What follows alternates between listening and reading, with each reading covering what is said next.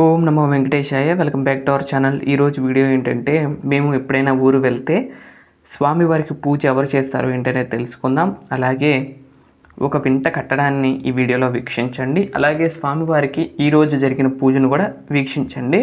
ముందుగా అయితే మేము ఎక్కడికి వెళ్తున్నామంటే మంగళగిరి అయితే వెళ్తున్నామండి. ఉదయం 4 గంటలకు లేచి 5 గంటల బస్సుకి అయితే వెళ్తాము. నేను ఉదయం పూజ చేయాలంటే కనుక గంట పడుతుంది కాబట్టి నాకు ఆ టైం సరిపోదు కాబట్టి నా బాధ్యత అనేది మా చెల్లికి అనేది ఇవ్వటం జరుగుతుంది. అంటే పూజ వరకు ఏ రోజైతే మేము ఊరు వెళ్తామో ఆ రోజు కొంచెం 6ంటికి అట్లా లేచి పూజ చేయమని చెప్పి బయలుదేరామండి. అక్కడ నుండి తెనాలి వచ్చాము. తెనాలిలో మళ్ళీ అక్కడ నుండి బస్సు ఎక్కాలండి, మంగళగిరి బస్సు.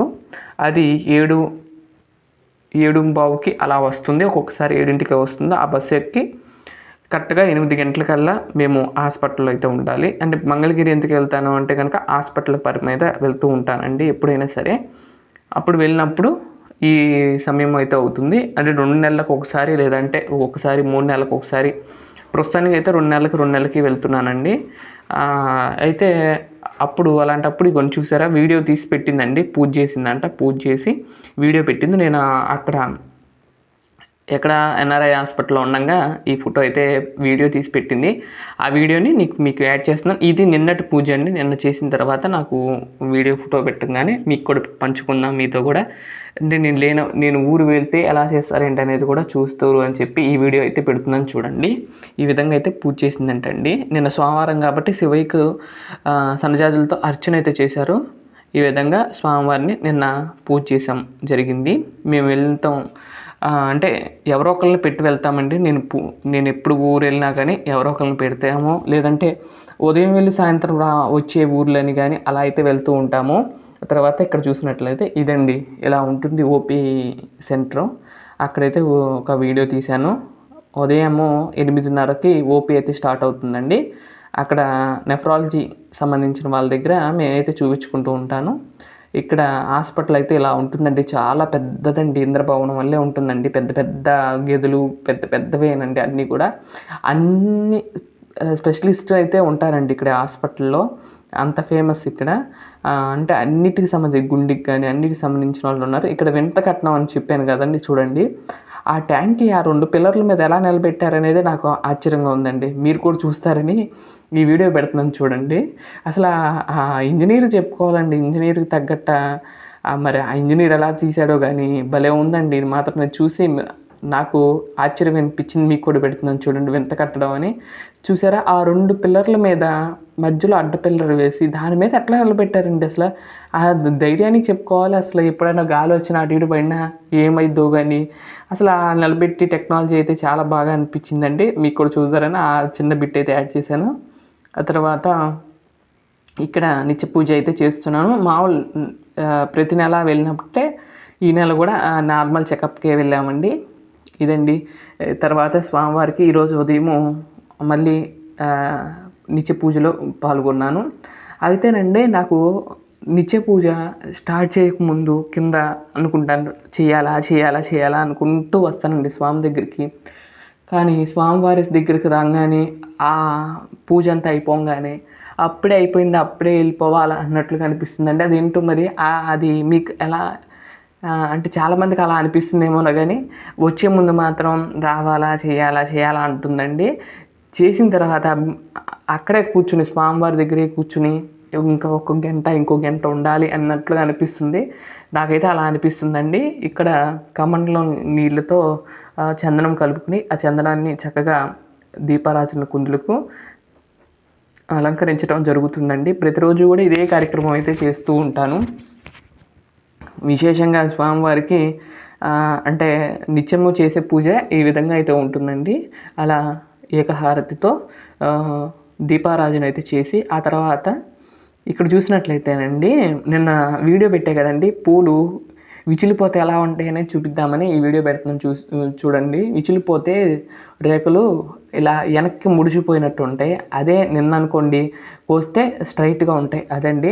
అలాగే నేను సంజాజి పూలు కోయటం లేట్ అయింది కదండి, రావటం లేట్ అయిపోయింది కాబట్టి నేనేం చేశానంటే నిన్న వచ్చేటప్పుడు ట్రైన్లో ఈ విరజాజులు అయితే తెచ్చానండి.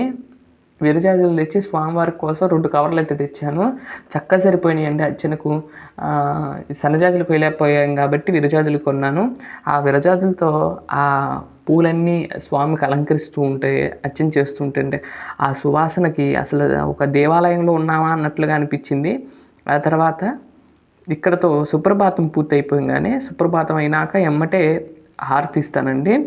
ఆ హారతి సుప్రభాత అనంతర హారతిని దర్శనం చేసుకోండి.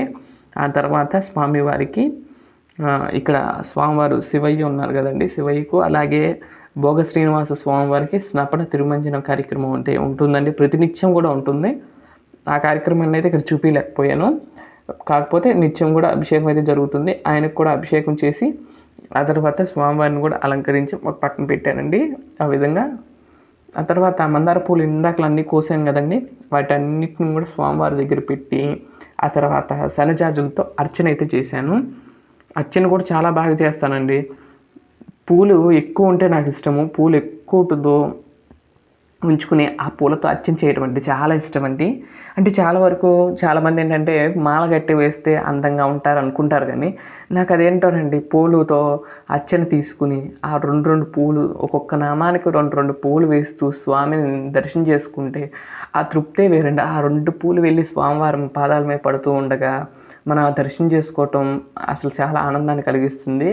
ఈ విధంగా స్వామివారికి ఫ్లాష్ లైట్ వేసి చేశారండి. ఎందుకంటే అవి మన చేతులు, స్వామివారికి కవచాల చేతులు ఉన్నాయి కదండి, అవి మెరుస్తూ ఉంటాయని చెప్పి నేనైతే అలా వేసాను.